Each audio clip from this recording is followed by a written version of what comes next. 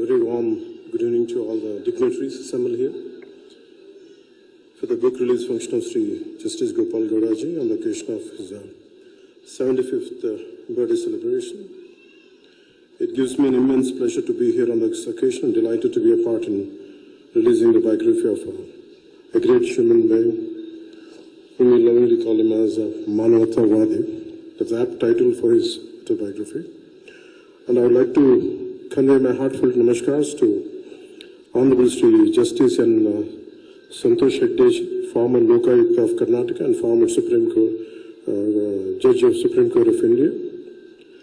And my heartfelt namaskars to Honorable Justice Sri A.K. Patnaik, former Judge and Supreme Court of India. Honorable Justice Sri Sudhendra Raji, former Judge and High Court of Karnataka. My heartfelt namaskars to Sri H.K. Patilji, Minister for Law and Parliamentary Affairs, Legislation, Tourism, Government of Karnataka. My heartfelt namaskars to Honorable M.N. Seshadriji, Senior Advocate, High Court of Karnataka. My heartfelt namaskars to Govindarajuluji, Political Secretary to Government of Karnataka. And Sri M.N. Pillapagarji, General Secretary for the Station Committee. To all other senior advocates, members of the Bar Council, advocates, their families, public and media brothers and police, a warm good evening to all. Ellarigu namaskara.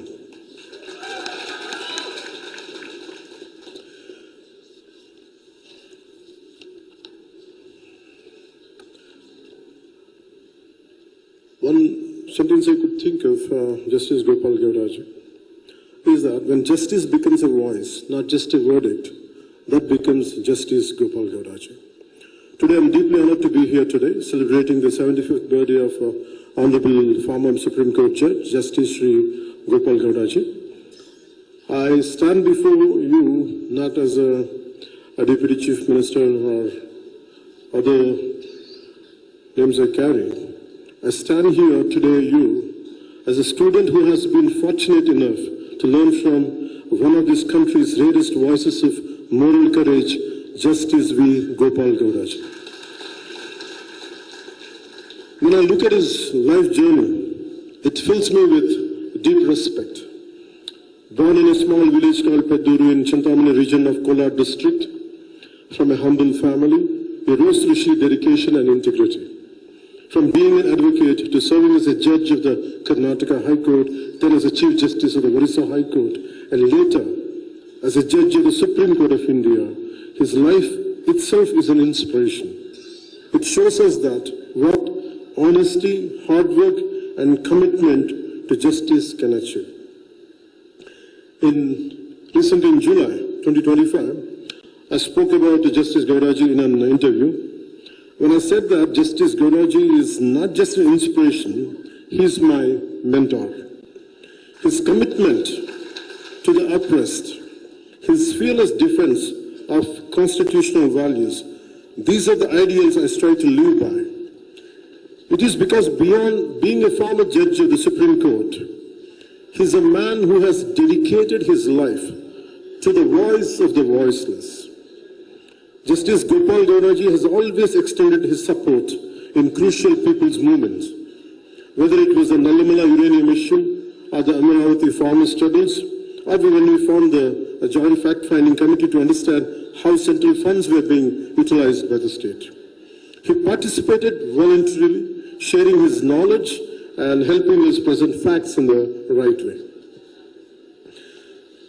He offered a rightful judicial guidance that helped us to examine the constitutional obligations that denied promises and the center's accountability under the AP Reorganization Act. He showed us that truth is not just an emotion, it's a process, it's evidence, it's courage wrapped in facts. With his support, our fact-finding committee was not just a political tool, it became a document of justice and a mirror to the facts. What we learn, mainly from the key words from him is, governments may change, but the duty to the Constitution never changes. And that our duty is not to please governments, but to protect citizens from the misuse of power, whoever wields it. Justice Gopal Gauraji, your life and words reminds us that true patriotism is not about political alignment, but about institutional courage and moral conviction. You have taught us that we must govern with conscience, judge with courage, and serve with integrity because, as you beautifully put it, the Constitution is not just a document, it is a sacred trust placed in our hands. We are deeply grateful, sir, for your wisdom, your clarity, and your unwavering faith in the spirit of our Constitution. Your words continue to inspire us to build a democracy rooted in courage, compassion, and balance.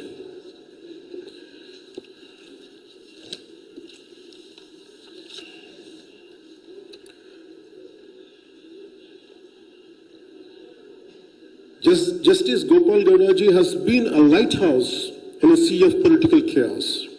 He is a proof that retirement does not silence responsibility, that a judge may leave the bench, but not the battle for justice. That is why we fight.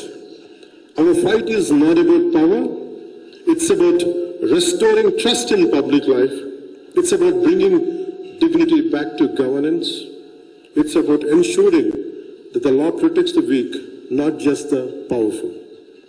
That's what we all stand for. That's why we stand by Justice Gopal Gauraji. And in this journey, we are blessed to be guided not just by political instincts, but also by ethical giants like Justice V. Gopal Gauraji. Finally, I would like to sum up in a few words.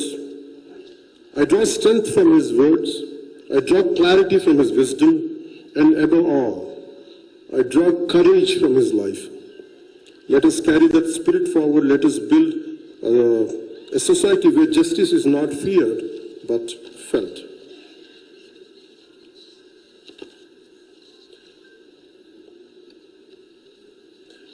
And these are the key takeaways which I have taken from his life.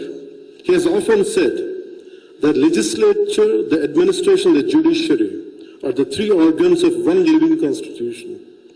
Each must perform its role independently, yet harmoniously complementing one another when needed, but never crossing into each other's domain. These words capture the very essence of our republic, that independence does not mean isolation and cooperation does not mean compromise. You have repeatedly reminded the judiciary, the government, and the bureaucracy that the ultimate duty of every institution is to protect the democratic spirit and uphold constitutional values. Your reflections on governance and justice are not about politics, they are about principle. The judiciary must show courage when power becomes overbearing and caution when power is balanced. On this special day, I pray to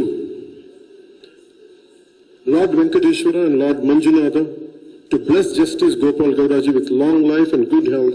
May his wisdom continue to guide future generations and may leaders like me always have the privilege to learn from his experience and ideals. And Jai Karnataka and Jai Hind.